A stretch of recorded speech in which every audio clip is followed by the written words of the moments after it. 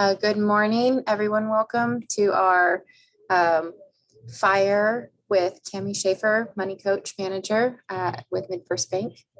We're excited to have her here again. She's doing a great job on this series with money management and financial information. And I'm going to go ahead and let her get started so that way I don't take up too much of her time and your time. That way, if you have any questions, you are welcome to ask them at the end, should you have any.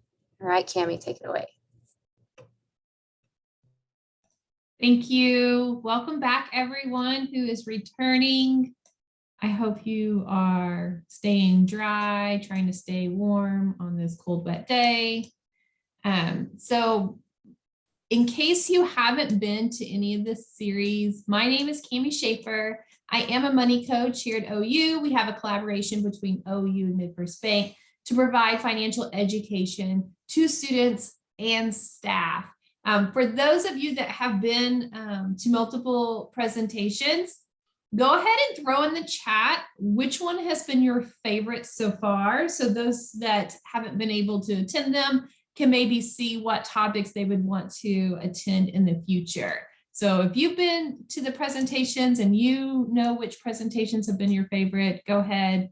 You don't have to know the title. You like, for example, if it was about building credit, you would say credit, something like that. So throw in the chat which ones have been your favorite, if you can remember. But we'll go ahead and get started. Today we're talking about fire.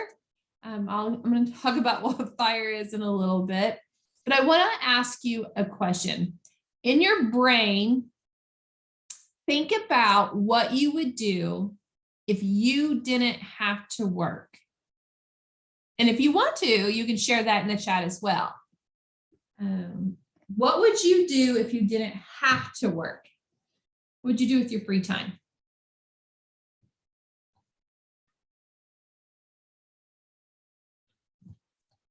Go fishing, homeschool, garden all the time, read, travel, a lot of traveling.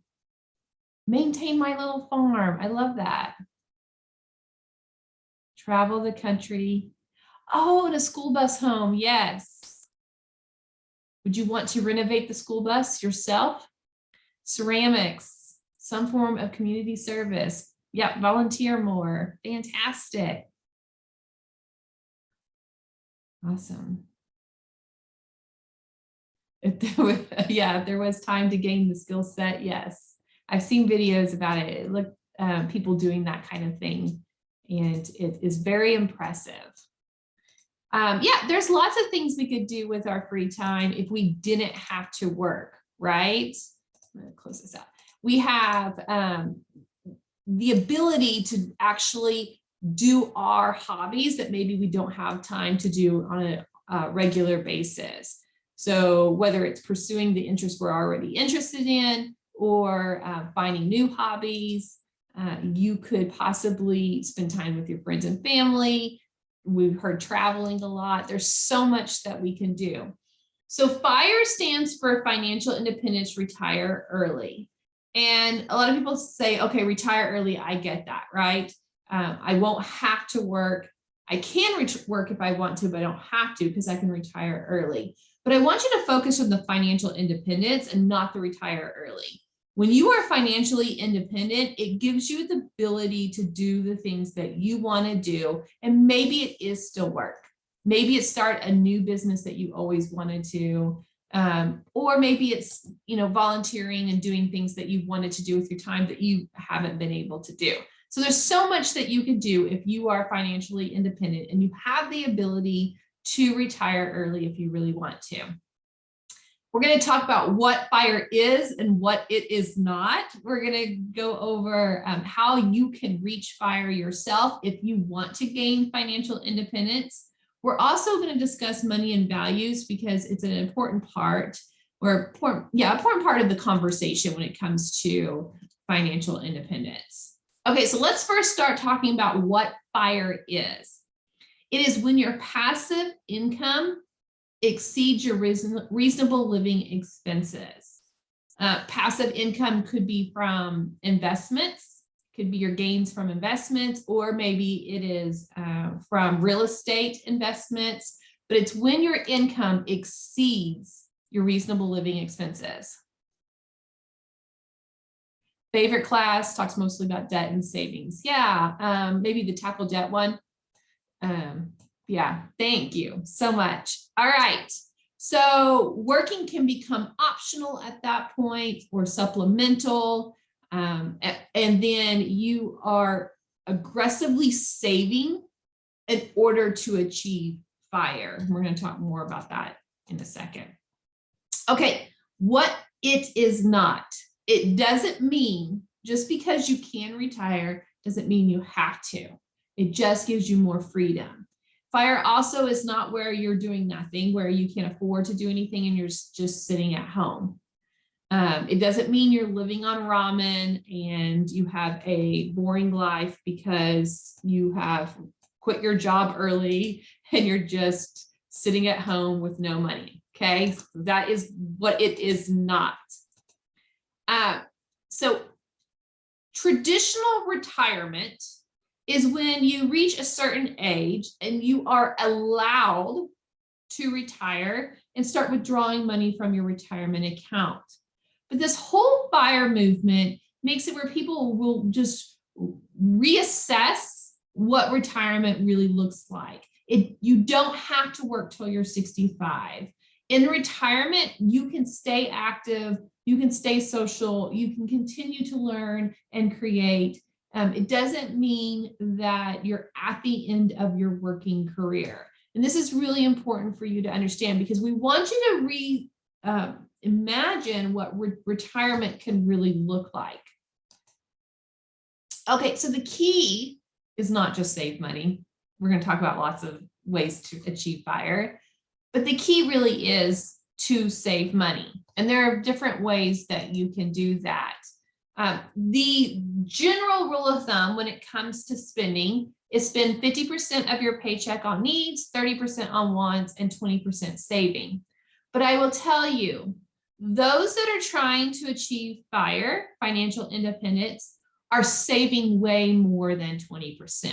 They are reducing those needs and those wants as low as possible to increase their savings as high as possible. Okay, so most people follow that kind of that general rule of thumb, but if you're wanting to achieve FIRE, you would not want to. Your goal is to save as much as you can because you're wanting to save a certain amount where you could possibly retire off of your nest egg and start withdrawing from it. So the goal is to save 25 times your annual spending. And that's not, yes, it's to retire early, but that is for retirement in general. So if you're the type of person right now where you're thinking, there's no way I can retire early, I'm not going to be able to achieve that. Well, this still should be your goal for retirement in general. If you're still going to do the traditional retirement where you're working till you're 65 years old, you would want to have 25 times your annual spending in your retirement funds and or investments combined. When you are financially independent, you need to have 25 times your annual spending in investments, but you also can have income coming in as a bonus if you would like, but you don't have to. And what you would be using is the 4% safe withdrawal rate, where you would be withdrawing 4% of your nest egg to live off of. Now, there's a study called the Trinity Study, and you can look it up. And they're the ones that, in this study, they're the ones that assess how much you would need in your investments to withdraw from safely, given the times of even inflation taken into account. But I will say this, you would need some cash on hand for the times that the market is down. Because essentially, if you're withdrawing from your accounts, you're selling what you have, right? Well, you wouldn't want to sell when the stock markets are down. So you would want to be able to use your cash on hand during those times. But still, when you are looking at saving for retirement, you would want to have 25 times your annual spending in your retirement/investment accounts. So here's an example of that. Let's say you need $50,000 to live off of each year. So you would need $1.25 million in your retirement/investment accounts. It doesn't all have to be in the retirement accounts. That's why I say slash. I have to save how much? $1.25 million. That seems like a lot, right? I know we have a variety of ages in this class, in this workshop today, but the sooner you start saving for retirement, the better, okay? This is based off our average rate of return of 5%. And we know that the average the stock market has given us on average a 9% rate of return. So that's much higher than a 5%. So that's actually a very conservative number, this 5% mark. But if you will save, let's say 5% of your gross income in an investment retirement account where you're accruing at least 5% rate of return, it would take you 66 years to save up enough to retire on, right? Let's say you were able to live off half of your income. Let's say you're making $50,000 a year, but you're able to live off $25,000 a year. So if you saved 50% of your income and it was an average rate of return of 5%, it would only take you 17 years to save up what you needed for retirement. So I wanted to show you this because two numbers matter. One, the amount that you're saving of your income, right? But also compound interest can take into effect. And the earlier you begin this process, the less you have to save for retirement. Here is an example of a couple. This is a real life couple that actually achieved FIRE. They were two teachers living in Las Vegas. So their income was not extremely high. Their combined income was $80,000, so less than six figures, and they had $30,000 in student loan debt. They lived off $20,000 a year, and they were able to save $60,000 a year for retirement after they paid off their debt. They had side hustles as well to help bring in extra income. They were able to achieve FIRE in 8 years. At the end of it, they had 15 properties, $1 million in assets. Yeah, that's a great question. How could they live with $20,000 per year? I don't know. I will say, so the Olsons, my coworker is the one that did the research on the Olsons and told me about them. So I actually tried to Google the Olsons to learn more about them, and I didn't find them. But there is a couple that I did read myself about. It's called, the book's called Meet the Frugal Woods. And it's about a couple that did this same thing. And they minimized their spending as low as possible. But I mean, they were extremely frugal, like extreme frugal. She stopped getting her hair done and wearing makeup because she didn't want to waste that money. She would cut her own hair, like extremely, extremely frugal. So they did not pay rent, just mortgage. So they do not pay rent, just rent plus mortgage, or the rent mortgage plus invoices. Yeah, the Frugal Woods, they have a blog. Yeah, they have a book. And yes, absolutely. I'm actually not sure. Like I said, my coworker told me about the Olsons. He's the one that did the research on them. As far as the specifics on them, I'm actually not really sure. I know that based on what he put in this presentation, he said that they were bringing in $13,000 in gross rents each month, minus paying their mortgages, any other expenses they have. Yeah, possibly. Yeah. So I don't know. I'm going to try to research them again and find them. If not, I might update my presentation on the Frugal Woods and put them on there, since I actually read about them myself. But I would start, if you're seriously wanting to learn how to do that extreme frugalness, not the Olsons, Meet the Frugal Woods is a good blog to follow. Okay, so the Olsons, the Frugal Woods, I don't remember their real names at this point because I read the book like last summer. These families that are able to achieve FIRE, they're doing it through multiple means. They're not just reducing expenses, they're also increasing their income, they're investing their money, they're doing a combination of things to achieve FIRE status. So I'm going to start with reducing expenses. And the reason why I want to start with reducing expenses is because it does have a double benefit.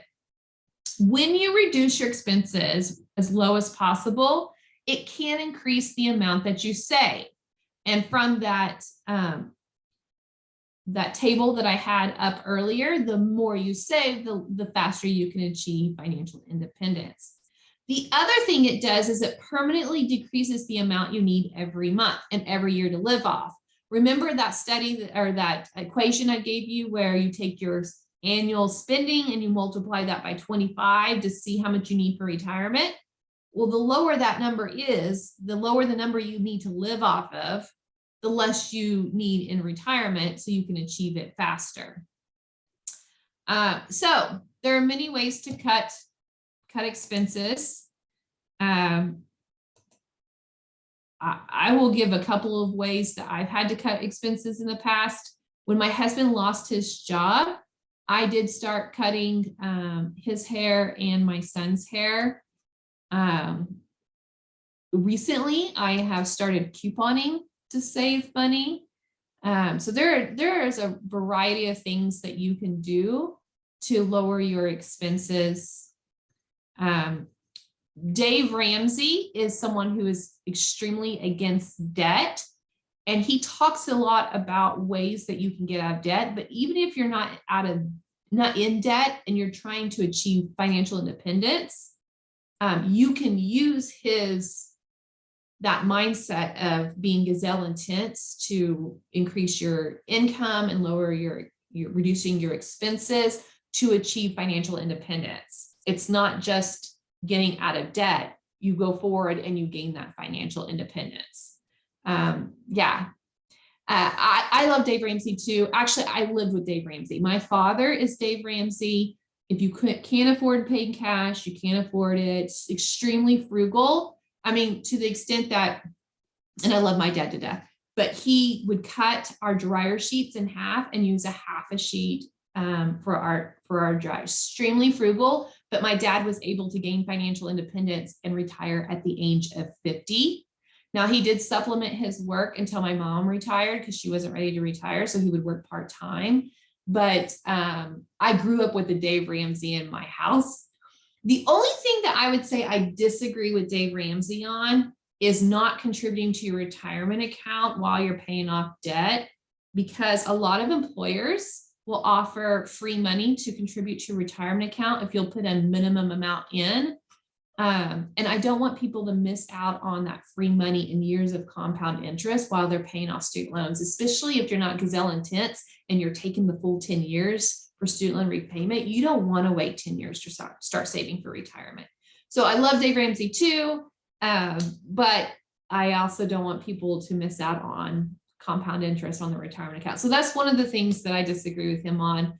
But one of the things he says is, if you're in debt, you should not be inside a restaurant unless you are waiting tables. So a lot of people, that extremeness a lot of people don't want to follow. So it depends on how gazelle intense you want to be to achieve what you're trying to achieve, getting out of debt or fire independence. It's up to you. You maybe don't want to eat out. My parents never eat out because my dad thinks it's a waste of money and he'd rather make the food at home. I like to eat out, every once in a while. So you've got to figure out how extreme you want to be to achieve your financial goals. But the one thing I don't want you to get into is this thing called lifestyle creep.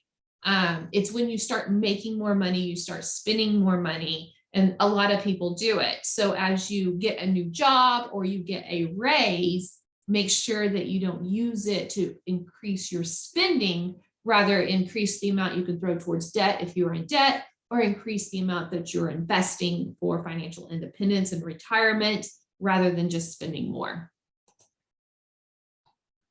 Okay, so, and I kind of alluded to this already. If you have debt, it delays your fire goals, your fire date.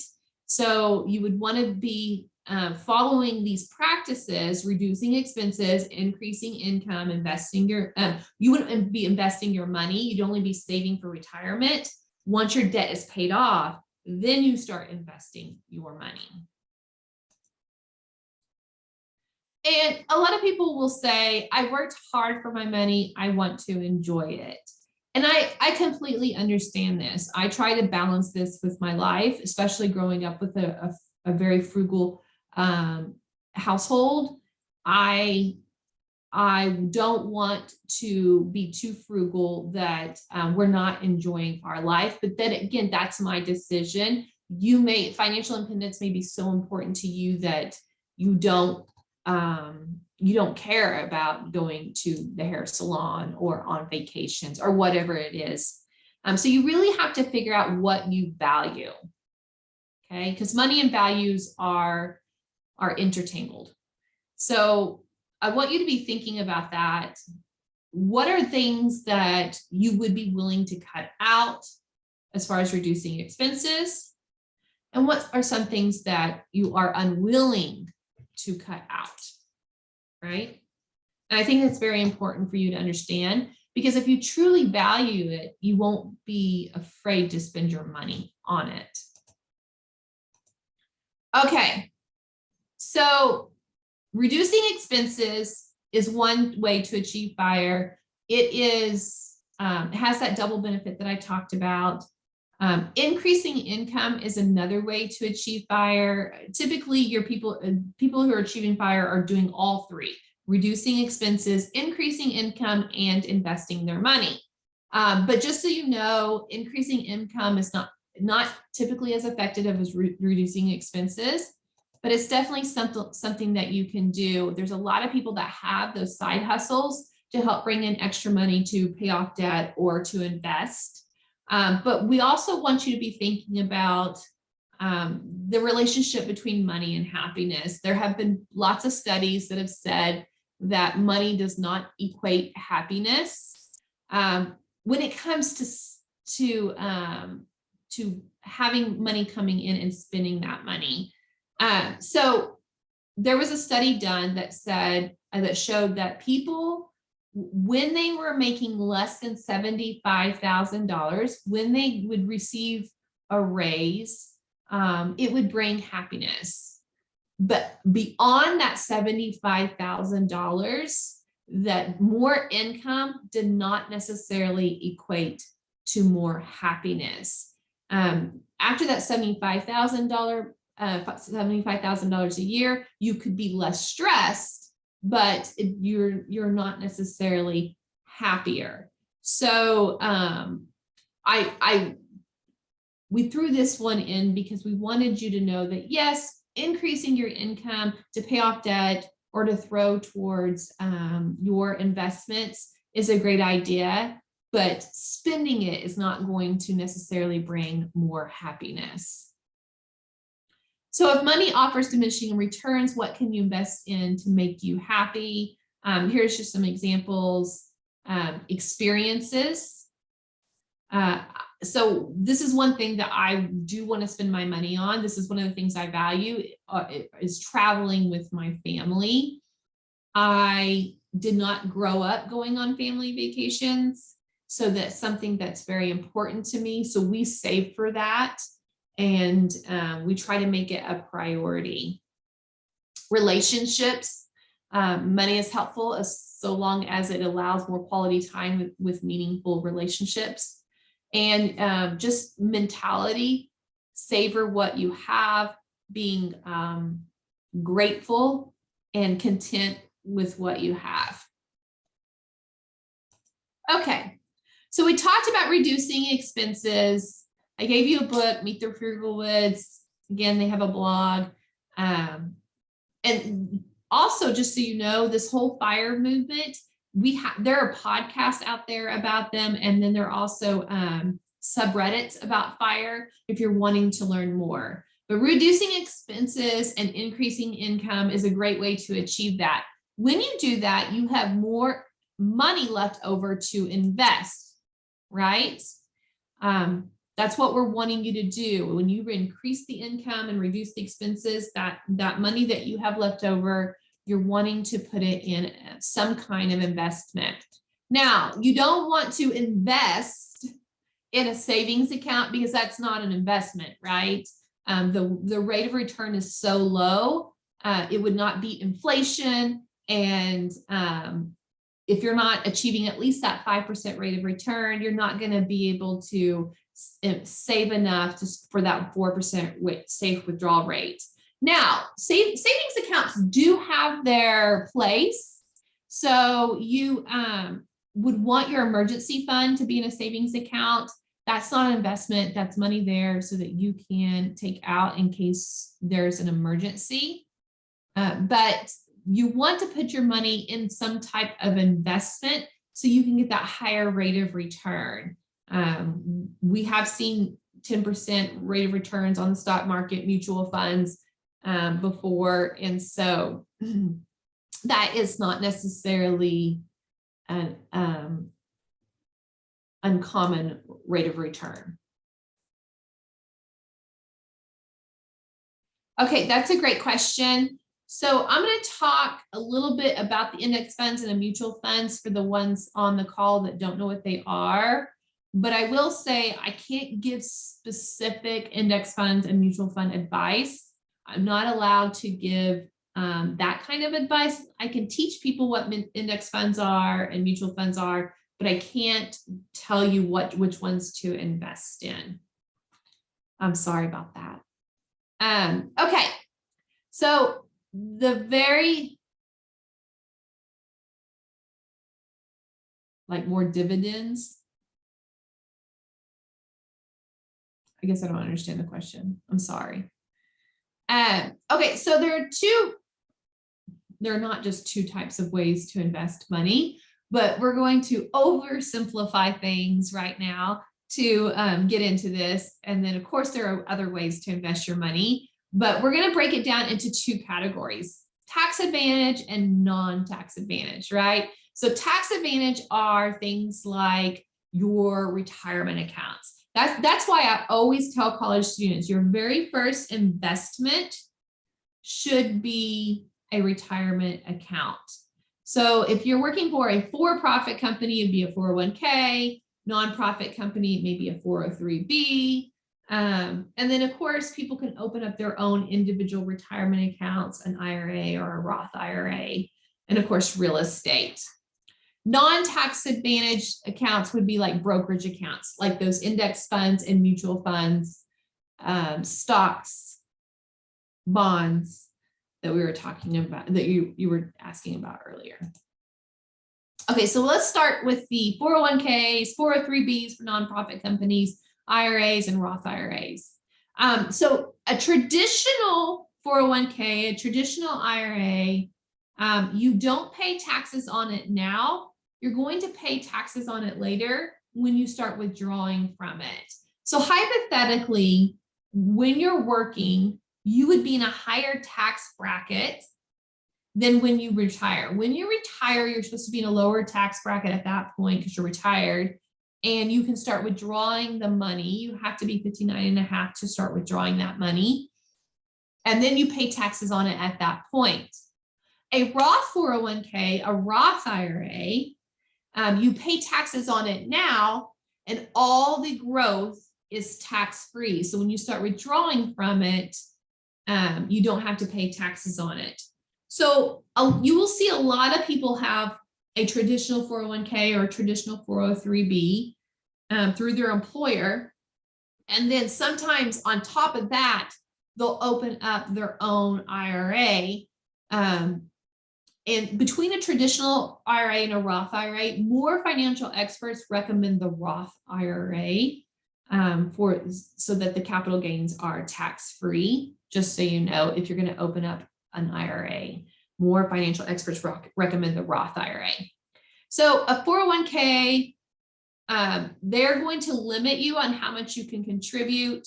You're allowed to contribute about $20,000 a year, whereas the Roth IRA, you can only contribute about $6,000 a year. So that's why some people will have both, so they can max out their 401k and their Roth IRA.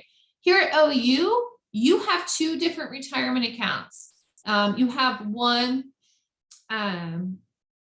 that works more like a 401k, and then you have one that is the Oklahoma Teacher Retirement Account, and it works a little bit differently. I'm not going over the details of your retirement account right now, but I'm sure someone in HR could go over those details with you.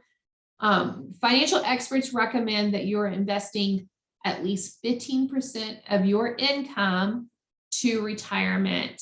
If you're in the Oklahoma Teacher Retirement one, I believe between what you're contributing and what your employer, between what the employer is contributing and what the state is contributing, I believe that equals 15%. But the other option, I believe you get to choose how much you contribute to that account.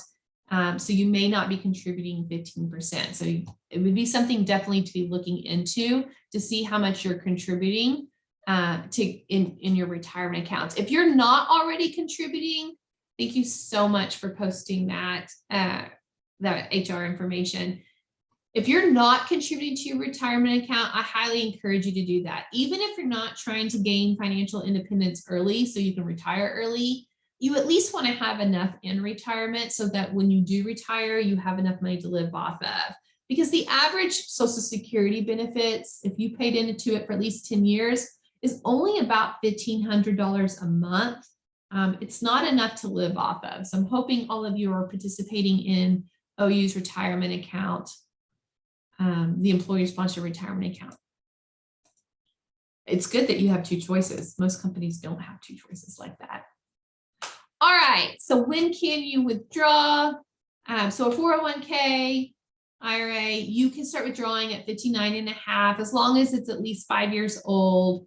At 72, they're going to force you to start withdrawing from your retirement accounts. If you have to withdraw early, there is a 10% penalty. So this is very important for you to understand. So we're talking about retire early in this presentation, right? This workshop. So if you're wanting to retire early and you can't start withdrawing from your retirement accounts until you're 59.5, then how do you supplement your spending in that time period? Let's say you're wanting to retire at age 50, but you can't withdraw from your 401k until you're 59.5. What do you do for 9.5 years? Well, then you would want to be investing in some kind of brokerage accounts to have money that you can live off of before you start withdrawing from your retirement accounts. Now, these don't have a tax advantage like your retirement account. You have to pay taxes on what you put in and all the capital gains, unlike those retirement accounts. So I want you to take advantage of your retirement account because of the tax advantage, and so you have money for retirement.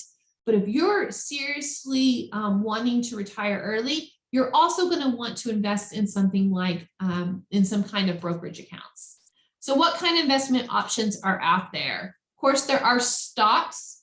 Stocks you probably have heard about before as a share ownership in a company. Most financial experts do not recommend that you buy and sell individual stocks.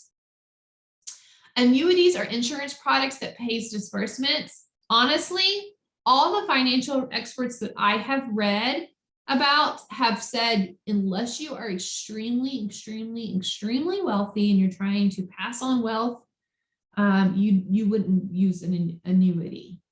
Okay. Bonds, it's where you loan money to a corporation or government for a fixed interest rate. Although bonds are not federally insured, you could lose your money. They're much safer than stocks. So you will receive a lower rate of return on them because they are considered safer than stocks. A mutual fund is a collection of assets held by multiple investors. So you and other people can go in on a mutual fund. Mutual funds are going to have different assets, like maybe a combination of stocks and bonds. There are some mutual funds that are riskier than others. You're going to be paying a financial advisor to help you with your mutual fund. So you can look up any kind of financial institution that you trust and open up a mutual fund with them. There are a lot of great ones out there. Do your research before you ever invest your money. Fidelity, Charles Schwab, there's so many great financial institutions out there that you could open up a mutual fund. But I do want you to know you will be paying a management fee. They're going to ask you questions to see how risk averse you are and how long are you investing this money? What are you needing this money for? Because if you're needing this money for 20 years down the road, they're probably going to put you in a little bit riskier mutual fund than if you were needing the investment in, let's say, 5 to 7 years. Okay. An index fund is a type of mutual fund that is constructed to track the market index. So instead of paying a management fee for your index fund, this is tracking an index, a market index, and it's going to do whatever the market is doing. So you may have heard of the S&P 500. Whatever the S&P 500 is doing, your index fund is going to do. Now, hypothetically, if you have a really good financial advisor, your mutual fund could beat the index fund, but statistically speaking, that doesn't happen a whole lot. So the benefit of an index fund is that you don't pay the management fee and it does what the stock market is doing. And so a lot of people will go that route. I can't tell you what types of index funds and mutual funds to invest in, but if you're wanting to invest, I would say go down the mutual fund and index fund route. If you're wanting to learn more about the index funds, read the index card. It's a great entry-level book into index funds. There are a lot of other great books out there. I'm actually going to give you some book recommendations at the end of this. And I think the index card is on that slide. Okay. I wanted to say this earlier, but I held off on saying it because I knew I had a slide on it. There is a spectrum when it comes to achieving financial independence. You have people like the Olsons, who were clearly extremely frugal if they were living off $20,000 a year. They could have been living with family. I don't know the details of them. Meet the Frugal Woods. I highly recommend you read that book. They were extreme frugal people. So there's that, but there's also other people who are trying to achieve financial independence, but they're not going that extreme. They're saving their money, but they're also living their lives. I have a former coworker who is actually on track to achieve financial independence. And he is frugal in many ways, but he also doesn't go without too much as well. I feel like he finds a good balance to be able to retire early, but if he wants to, but also living his life for his family. So you have to find where on the spectrum you would want to be. If you're behind on saving for retirement, you probably need to go more frugal and save and invest more. If you have a lot of debt, maybe go more frugal to pay off your debt, so then you can invest more. It just depends on your financial situation. Okay, so we went over a lot of information. What do you do to achieve FIRE, right? It starts with budgeting. If you can't reduce expenses if you don't even know what your expenses are. We highly suggest that you have a budget that you follow every single month, so you know how much you're spending on groceries, you know how much you're spending on gasoline, you know how much you're spending on eating out and shopping and all the other things that takes your money. It's good for you to see that so that you know how much money you have left over to either throw towards your debt if you're in debt, or to throw towards investing if you are out of debt. I've talked about budgeting, I think, a lot in our presentations. So if you have been in any of my presentations, you probably already know a lot about budgeting.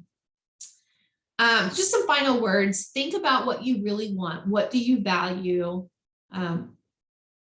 Rethink traditional retirement. You don't have to work till you're 65 years old to retire. You can achieve retirement early if you want to. Evaluate your relationship with money and work to see what you really want out of life. And I just, before we open it up for questions, I just want to leave you with this quote, and I'm going to give you some book recommendations. Instead of working toward retirement, work toward your ideal lifestyle. There's usually a path to get there in a few years instead of a few decades. I think for so many people, we think, oh, retire is so far in advance, so I don't need to be contributing that much to it. Or who cares if I eat out today? How's that impacting my retirement? When it in reality affect your retirement. Okay, here's the book recommendations that I highly recommend. Meet the Frugal Woods, I threw on there. Everyday Millionaires by Chris Hogan. This is a book written by Chris Hogan, but they did a study on real life net millionaires. And what they found was that most of them did not have a fancy college degree from a private school. Most of them were high school graduates or graduated from a public university. They did not inherit money. They made less than 6 figures on average.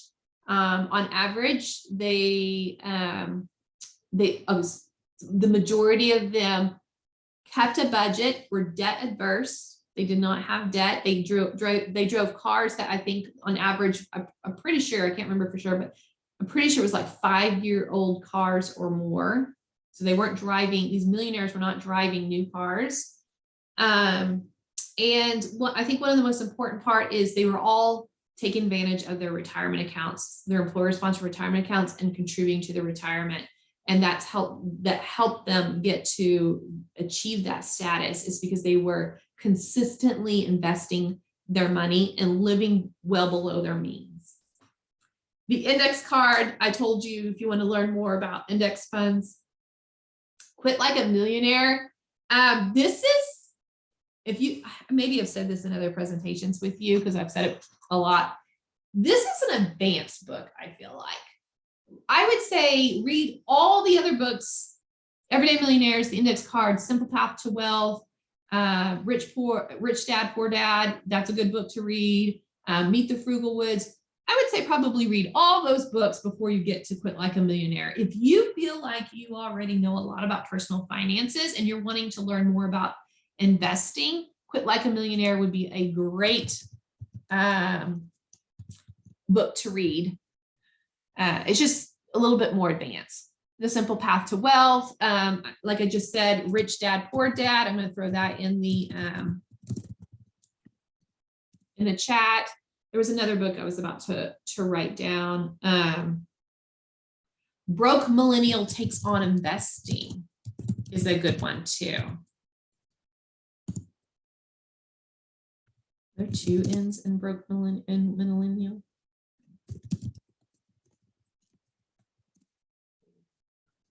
I don't know. Okay. Broke Millennial Takes on Investing. Okay, so many books out there, and there are of course podcasts that can help you. If you don't, and a lot of these have audiobooks too. If you don't like to read. There's also again subreddits on fire that can help you achieve fire status. A lot of resources available to you. And I'm sorry that I can't give you specific investment advice of which index funds and mutual funds to invest in. So I apologize about that. All right. Okay, good. Yay.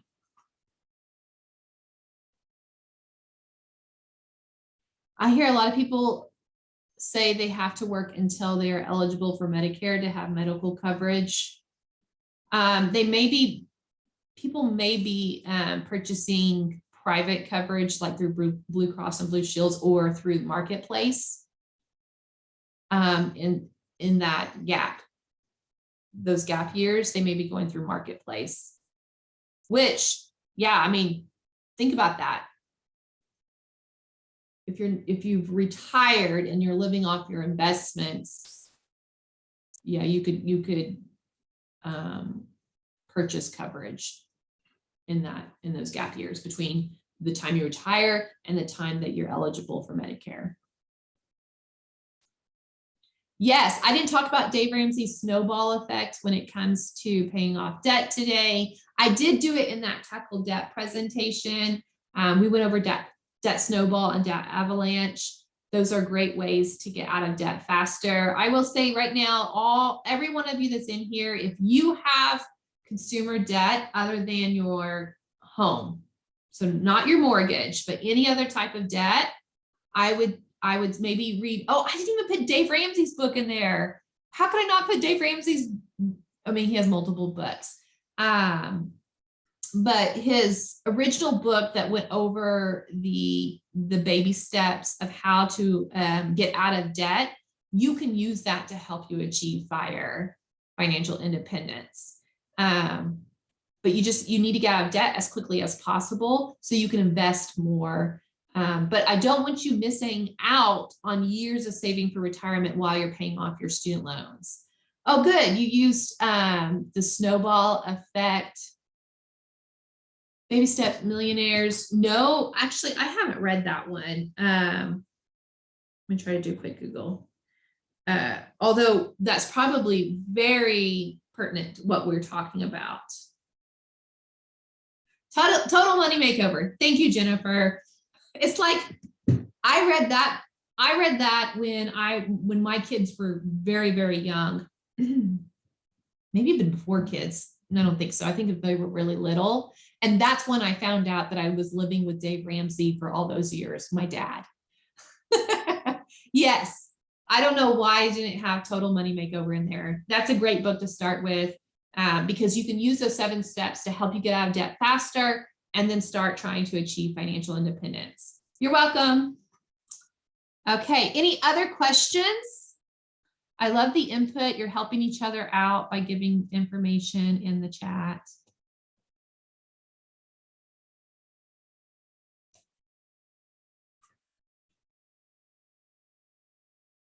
Any other questions for me? And you can unmute yourself if you want to.